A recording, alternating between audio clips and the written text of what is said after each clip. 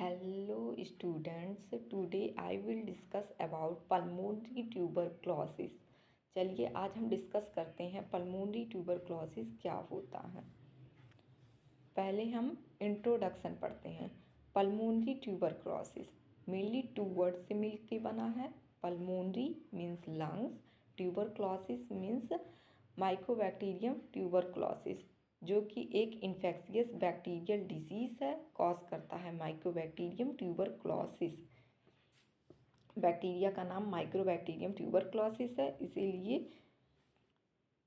Pulmonary means lungs हो गया और माइकोबैक्टीरियम ट्यूबरक्लोसिस का ट्यूबरक्लोसिस ले लिया गया, जिसकी वजह से पल्मोनरी ट्यूबरक्लोसिस बन गया है। इंट्रोडक्शन। पल्मोनरी ट्यूबरक्लोसिस एक इन्फेक्शियस बैक्टीरियल डिजीज है, बैक्टीरिया डिसीज़ है जो कि कॉज करता है mycobacterium tuberculosis which mainly affect lungs, जो कि मेनली अफेक्ट करता है लंग्स को। World TB day is celebrate on 24 March every year. 24 मार्च को वर्ल्ड टीबी डे सेलिब्रेट किया जाता है। India is a highest burden of TB. अगर पूरे वर्ल्ड में देखा जाए तो इंडिया में सबसे ज़्यादा टीबी के केसेस पाए जाते हैं। Second, agent of mycobacterium tuberculosis. Mycobacterium tuberculosis कैसा होता है? ये एक रॉड शेप का non motile bacillus, gram positive aerobic and acid fast bacilli होता है। इसकी इंक्यूबेशन पीरियड की बात करें तो ये 2 से 12 वीक का होता है। इंक्यूबेशन पीरियड मतलब कोई भी बैक्टीरिया जब एंटर कर जाता है उसके बाद साइन सिम्टम्स शो होने में जितना भी टाइम लगता है उसे हम इंक्यूबेशन पीरियड कहते हैं। Mode of transmission droplet, cough, sneezing, speak, cough, laugh, ETC, इन सब के थ्रू बैक्टीरियल जो है एक इन्फेक्टेड पर्सन से अदर पर्सन्स में ट्रांसमिट होता है। डेफिनीशन। पल्मोनरी ट्यूबरक्लोसिस का डेफिनीशन। ट्यूबरक्लोसिस एक कंटाजियस बैक्टीरियल इन्फेक्शन है। कंटाजियस मीन्स कम्युनिकेबल है, एक इन्फेक्टेड पर्सन से नॉर्मल पर्सन्स को हो सकता है with the by coughing, sneezing, speaking, other ETC mode of transmission के थ्रू इन्फेक्टेड पर्सन से नॉर्मल पर्सन में स्प्रेड हो सकता है। Mainly involve lungs. जो पल्मोनरी ट्यूबरक्लोसिस होता है वो केवल लंग्स को अफेक्ट करता है बट में स्प्रेड टू अदर ऑर्गन, लेकिन लंग्स में होने के बाद अदर ऑर्गन्स में स्प्रेड हो सकता है। कॉज करता है mycobacterium tuberculosis. Mycobacterium tuberculosis cause करता है पल्मोनरी ट्यूबरक्लोसिस को। माइकोबैक्टीरियम ट्यूबरक्लोसिस को और नाम से जानते हैं एम ट्यूबरक्लोसिस और tubercle bacillus. It is also known as Koch phenomena. Pulmonary tuberculosis को कोच फिनामिना भी कहते हैं क्योंकि इसकी डिस्कवरी रॉबर्ट कोच ने किया था इन 1882 में। It is also known as barometer of social welfare. इसे बैरोमीटर ऑफ सोशल वेलफेयर के नाम से भी जानते हैं। Stage of infection. ये मेनली 3 स्टेजेस होते हैं, प्राइमरी, लेटेंट, एक्टिव। जो प्राइमरी स्टेज होता है exhibit symptoms 1 to 2 week after entry of micro organism. Micro organism के एंटर होने के 1 से 2 वीक के बाद सिम्टम्स शो होने लगता है। लेटेंट में जो हमारा लेटेंट में bacteria engulf by macrophages live in dominant phases, no symptom, no spread infection. इसमें क्या होता है, जब बैक्टीरिया एंटर करता है नोज के थ्रू लंग्स में तो हमारे बॉडी के जो इम्यून सेल्स होते हैं वो एक्टिव हो जाते हैं, जैसे कि माइक्रोफेजेस। वो क्या करता है, बैक्टीरिया को इनगल्फ करके स्टोर कर लेता है और बैक्टीरिया का कोई भी साइन सिम्टम ना तो वो स्प्रेड होता है ना साइन सिम्टम शो होता है। एक्टिव फेज में whatever immune system weaken germs will multiply make sick symptom communicable. Active phase में जो माइक्रोफेजेस इम्यून सेल्स को इनकल्फ करके स्टोर करके रखे थे, जब हमारी इम्यून सिस्टम वीक हो जाता है तो वो माइक्रोफेजेस को ब्रेक करके बाहर आ जाते हैं और अपनी ग्रोथ को फास्ट कर लेते हैं। ज़्यादा से ज़्यादा माइक्रोबैक्टीरियम ट्यूबरक्लोसिस बॉडी में लंग्स में स्प्रेड हो जाते हैं, जिसकी वजह से ज़्यादा वो ऑर्गन्स को अफेक्ट करते हैं और सिम्टम्स शो होना शुरू हो जाता है। पल्मोनरी ट्यूबरक्लोसिस के टाइप्स, ये मेनली 2 टाइप्स के होते हैं, pulmonary tuberculosis, extra pulmonary tuberculosis. Pulmonary tuberculosis में आता है latent active miliary. Extra pulmonary में abdomen, genito urinary tract, spleen, meninges ETC। Pulmonary tuberculosis में लेटेंट, जो कि हमने पहले ही पढ़ा है, लेटेंट में बैक्टीरिया इनगल्फ करके माइक्रोफेजेस उसे स्टोर करके बॉडी में रखा रहता है और कोई भी साइन सिम्टम शो नहीं होता है। एक्टिव में जब इम्यून सिस्टम वीक होगा, बैक्टीरिया का ग्रोथ बढ़ जाएगा, मल्टीप्लाई करने लगेंगे और साइन सिम्टम शो होगा और इन्फेक्शन स्प्रेड होना भी स्टार्ट हो जाता है। मलेरी में अदर ऑर्गन्स को अफेक्ट करता है। एक्स्ट्रा पल्मोनरी ट्यूबरक्लोसिस जो कि लंग्स से अदर ऑर्गन में अफेक्ट करेंगे, जिस ऑर्गन में जाएंगे वहाँ TB कॉज करेंगे। अगर वो एब्डोमेन में जा रहे हैं तो abdominal tuberculosis, genito urinary tract में जा रहे हैं तो genito urinary tract TB, spleen में जा रहे हैं तो स्प्लीन TB, मेनिंजस में जा रहे हैं तो मेनिंजस TB। ऐसे जिस ऑर्गन में जाएंगे वहाँ पे TB कॉज करेंगे। रिस्क फैक्टर, किन किन लोगों को चांसेस है पल्मोनरी ट्यूबरक्लोसिस होने का। लो सोशो इकोनॉमिक जिनका सोशो इकोनॉमिक कंडीशंस लो है उनको ज़्यादा रिस्क होता है। वीक इम्यून सिस्टम, जिनका इम्यून सिस्टम वीक है उनको ज़्यादा रिस्क है, क्योंकि माइक्रोफेजेस इनगल्फ नहीं कर पाएंगे बैक्टीरिया को और ईजिली मल्टीप्लाई करेगा, ग्रो करेगा और अफेक्ट करेगा ऑर्गन्स को अगर इम्यून सिस्टम वीक रहेगा तो। स्मोकिंग पर्सन्स का जो इम्यून सिस्टम होता है वो वीक हो जाता है, जिसकी वजह से इन्फेक्शन का रिस्क बढ़ जाता है। लिविंग इन क्राउडेड एरिया में रहने की वजह से भी ज़्यादा रिस्क रहता है पल्मोनरी ट्यूबरक्लोसिस, क्योंकि अगर कोई एक भी पर्सन उसमें अफेक्टेड है पल्मोनरी ट्यूबरक्लोसिस से और वो वहाँ पे कफ करेगा, स्नीज करेगा, स्पीक करेगा, जिसकी वजह से जो वहाँ पे नॉर्मल पर्सन्स होते हैं उनको इन्फेक्शन का रिस्क बढ़ जाता है। HIV इन्फेक्शन, जिन पर्सन को HIV इन्फेक्शन है उनका इम्यून सिस्टम ऑलरेडी वीक रहता है, जिसकी वजह से ज़्यादा चांसेस है पल्मोनरी ट्यूबरक्लोसिस होने का। एल्कोहलिज्म, अगर कोई पर्सन एल्कोहल का कंजप्शन बहुत ज़्यादा करता है जिसकी वजह से उसका लंग्स वीक हो जाता है और इम्यून सिस्टम भी वीक हो जाते हैं और ज़्यादा से ज़्यादा रिस्क रहते हैं किसी भी पल्मोनरी ट्यूबरक्लोसिस होने का। माल न्यूट्रिशन की वजह से भी इम्यून सिस्टम वीक रहता है। ओल्डर एडल्ट्स में भी इम्यून सिस्टम वीक हो जाते हैं। इन सब की वजह से पर्सन्स को पल्मोनरी ट्यूबरक्लोसिस होते हैं। एक बार फिर से रिवाइज करते हैं। Low socio economic status, weak immune system, smoking, living in crowded area, HIV infection, alcoholism, malnutrition, older adult, इन सभी पर्सन्स में ज़्यादा रिस्क रहते हैं पल्मोनरी ट्यूबरक्लोसिस होने के। एटियोलॉजी, कॉजेस क्या हैं माइकोबैक्टीरियम ट्यूबरक्लोसिस होने के। ड्रॉपलेट इन्फेक्शन, अगर कोई इन्फेक्टेड पर्सन स्नीज कर रहा है, कफ कर रहा है, जो नॉर्मल पर्सन है वो इनहेल कर रहा है, जिसकी वजह से माइकोबैक्टीरियम ट्यूबरक्लोसिस को भी वो इनहेल कर लेगा और पल्मोनरी ट्यूबरक्लोसिस हो जाता है उस पर्सन को। Close contact with infected person those disease eight not diagnosis.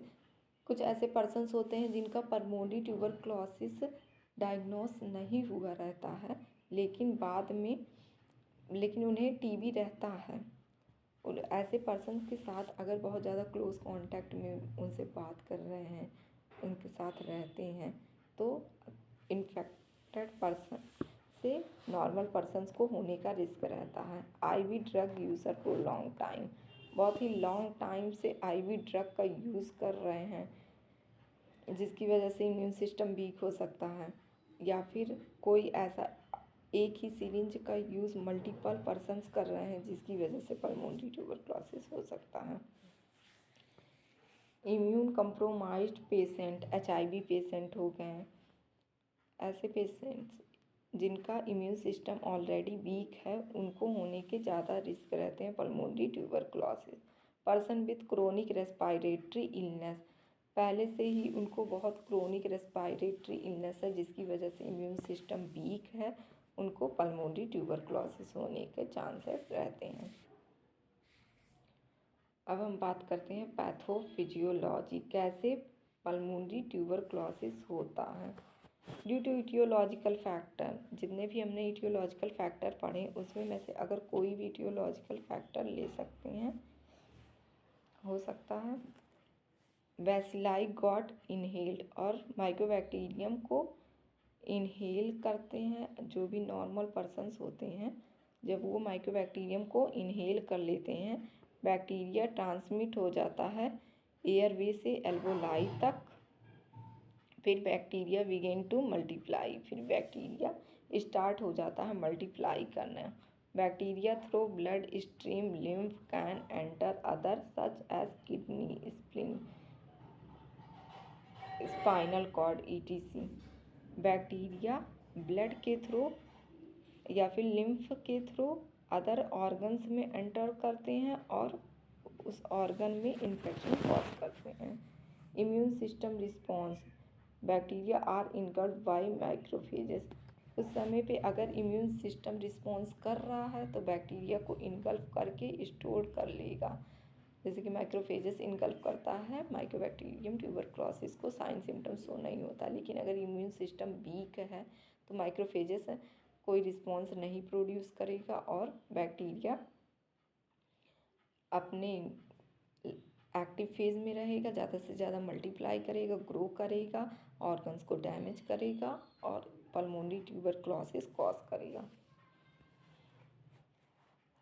या फॉर्मेशन ऑफ ग्रेन्यूल, जब ज़्यादा से ज़्यादा माइक्रोबैक्टीरियम ट्यूबरक्लोसिस ग्रो करेंगे उस और एक ही पॉइंट पे लंग्स के एक ही साइड पे उस ऑर्गन में एक ग्रैनुलोमा फॉर्म कर लेंगे, एक छोटा सा नोड्स की तरह फॉर्म कर लेंगे, फॉर्म एज गोन ट्यूबरकल्स, और फिर गोन ट्यूबरकल्स बना लेंगे। Cheese like formation due to necrosis, और फिर उस जगह पे नेक्रोसिस हो के वहाँ पे चीज़ी लाइक अपीयरेंस शो होगा, मतलब कि छोटे छोटे होल्स से वहाँ के, क्योंकि टिश्यूज डेड हो चुके हैं, डैमेज हो चुके हैं। Formation of collagen scar class, calcification, formation हो जाएगा कोलेजन स्कार्स एंड कैल्सिफिकेशन।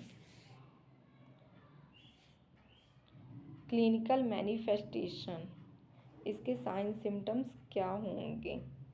पहला, अगर कोई पर्सन पल्मोनरी ट्यूबरक्लोसिस हुआ है तो उसमें बहुत लॉन्ग टाइम से कफ होगा, चेस्ट पेन होगा, डिस्निया, सांस लेने में दिक्कत होगा, difficulty in breathing, malaise, weakness सा लगेगा, fever, anorexia, loss of appetite, weakness, mucoid sputum, बहुत ही थिक म्यूकॉइड स्पूटम प्रोड्यूस होगा, इंसोम्निया, नींद नहीं आएगा, weight loss, night sweat, haemoptysis, cough in blood,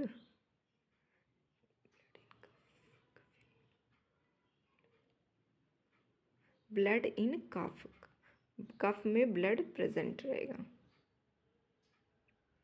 diagnostic evaluation, पहले हम हिस्ट्री कलेक्शन करते हैं, फिजिकल एग्जामिनेशन करते हैं, sputum smear and culture, sputum का स्मीयर बनाते हैं और कल्चर करते हैं। सीबी नाट टेस्ट परफॉर्म किया जाता है, जिसका फुल फॉर्म होता है cartridge based nucleic acid amplification test. Chest x ray से भी पता कर सकते हैं पर्सन को पल्मोनरी ट्यूबरक्लोसिस है या नहीं।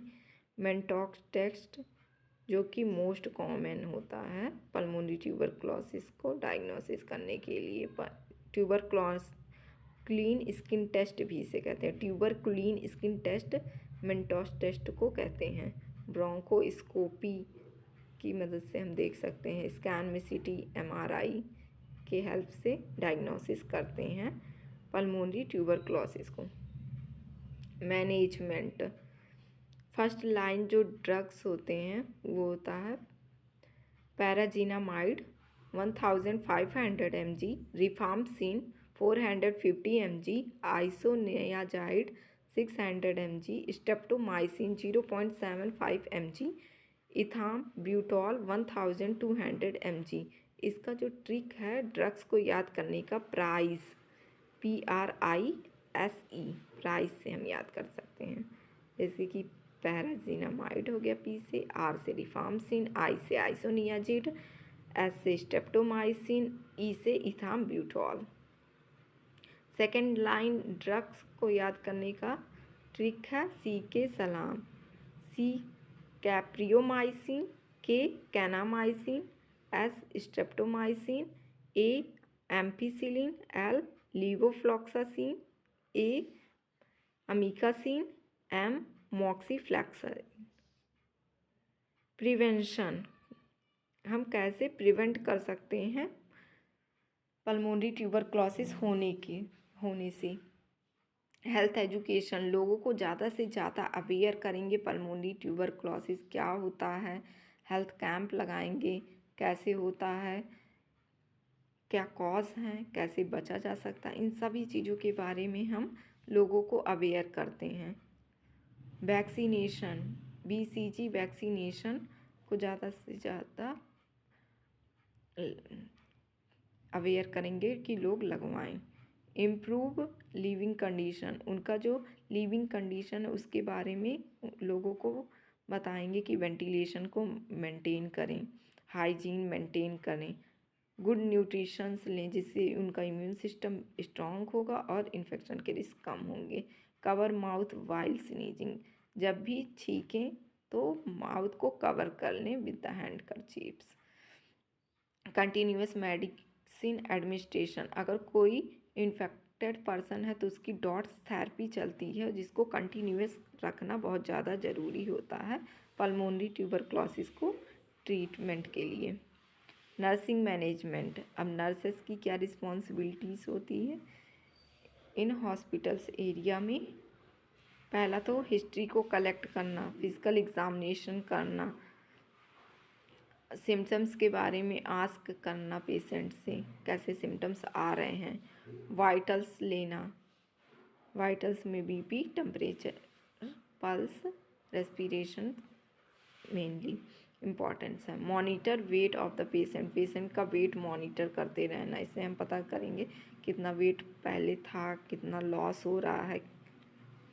Nursing diagnosis, effective breathing pattern related to infection, ineffective breathing pattern related to infection, जो ब्रीथिंग पैटर्न रहेगा वो इनअफेक्टिव रहेगा due to infection. Imbalance nutrition less than body requirement related to vomiting, बार बार patient को वॉमिटिंग हो जाने की वजह से जितना उसको न्यूट्रिशन की रिक्वायरमेंट है वो इम्बैलेंस हो जा रहा है। Altered sleep pattern related to cough की वजह से, बार बार खांसी आने की वजह से उसका जो स्लीपिंग पैटर्न है वो डिस्टर्ब हो जाता है। Chest pain related to cough, excessive cough की होने की वजह से पेशेंट में ज़्यादा से ज़्यादा चेस्ट पेन होता है। Nursing intervention, cover mouth and nose when patient cough and sneeze, अगर पेशेंट अफेक्टेड है पल्मोनरी ट्यूबरक्लोसिस से तो जब भी वो कफ करे या स्नीज करे हमेशा माउथ को कवर रखे, या फिर अगर वो अफेक्टेड है तो किसी भी पर्सन के अगर कांटेक्ट में जा रहा है तब भी मास्क को वियर करें। एडमिनिस्टर मेडिसिन कंटिन्यूअस, और डॉट्स थेरेपी चल रही है तो उसको कंटिन्यूअस मेंटेन रखना ज़रूरी है। Provide oxygen therapy if needed, अगर पेशेंट में ऑक्सीजन सैचुरेशन कम हो रहा है तो उन्हें ऑक्सीजन थेरेपी देने की ज़रूरत है। Educate patient to cover mouth while sneezing and coughing, जो कि हमने पहले डिस्कस किया है। Semi Fowler position provide effective respiration, patient को सेमी फाउलर पोजीशन देना है ताकि वो इफेक्टिव रेस्पिरेशन कर सकें, अच्छे से सांस ले सकें। समरी, थोड़े से हम पूरे पल्मोनरी ट्यूबरक्लोसिस को एक शॉर्ट समरी में डिस्कस करते हैं। ये एयरवे लंग इन्फेक्शन होता है जो कि माइकोबैक्टीरियम ट्यूबरक्लोसिस कॉज करता है। सिम्टम्स कफ जो होता है more than 2 week, fever, night sweat, weight loss. Diagnosis जिसमें कि Mantoux test, sputum test, CB NAAT test, x ray. Sputum test mainly 3 times लेना ज़रूरी है। पहला, जब भी पेशेंट आता है हॉस्पिटल्स में अपने साइन सिम्टम्स को बताता है तब उसको स्पूटम कफ दे देना है और उस पर स्पूटम लाने को कहना है और फिर डायग्नोसिस होगा। सेकेंड डे उसे कहना है कि आप कल मॉर्निंग में आइएगा और उनको स्पूटम कफ दे देना है। जो मॉर्निंग में आएंगे तो उसमें स्पूटम लेके आएंगे, बिना कुछ खाए ही वो स्पूटम्स को पहले स्पूटम कप में फिल करके लाएंगे। सेकंड, उसके बाद फिर जब वो लेकर आएंगे फिर नेक्स्ट कफ देंगे, फिर उसमें स्पूटम लाने के लिए फिर नेक्स्ट डे कहेंगे। 3 टाइम स्पूटम्स लेते हैं पल्मोनरी ट्यूबरक्लोसिस के पेशेंट में। ट्रीटमेंट में डॉट थेरेपी चलता है जिसमें प्राइमरी आता है प्राइस। प्रिवेंशंस के लिए BCG, early detection, full treatment, hygiene, good nutrition, जो सब कुछ हमने आगे डिस्कस किया है वो सब। कंक्लूज़न, पल्मोनरी ट्यूबरक्लोसिस एक प्रिवेंटेबल और क्यूरेबल इन्फेक्शन डिसीज़ होता है लंग्स का। With early diagnosis, complete treatment under dots, good nutrition, proper prevention measure like BCG, vaccines and infection control, TB burden can be reduced by complication prevented। Pulmonary tuberculosis एक preventable और curable disease होता है जिसको हम ठीक कर सकते हैं अगर उसे अर्ली डायग्नोसिस कर लिया गया, उसका पूरा ट्रीटमेंट जो होता है वो कंप्लीट कर लिया गया, अच्छा न्यूट्रिशन लिया गया, प्रॉपर प्रिवेंटिव मेजर्स का यूज़ करके हम BCG को प्रिवेंट और क्योर कर सकते हैं। Thank you for watching.